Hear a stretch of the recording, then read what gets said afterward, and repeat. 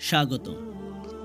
আজকের ভিডিওতে আমরা দেখব কিভাবে হরিণের কস্তুরী দিয়ে তৈরি হয় এক বিশেষ পারফিউম।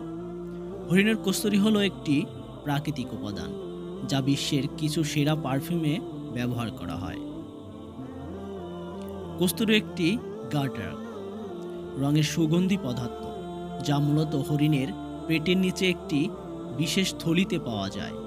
এটি সংগ্রহ করা হয় খুব সাবধানে, কারণ এটি অত্যন্ত মূল্যবান। পারফিউম তৈরিতে কস্তুরীতে ছাড়াও আরও কিছু উপাদান প্রয়োজন। এদের মধ্যে অ্যালকোহল, ফুলের তেল এবং অন্যান্য প্রাকৃতিক সেন্ট রয়েছে। এগুলি একসাথে মিশিয়ে তৈরি হয় পারফিউম গার্ডার, প্রাকৃতিক সুগন্ধ। প্রথমে কস্তুরী খুব সাবধানে মিশ্রিত করা হয় অ্যালকোহল এবং সেল্ট তেলের সাথে।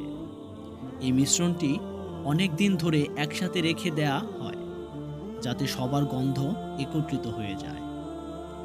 মিশ্রণটি এখন বোতলে পুরে দেওয়া হয়।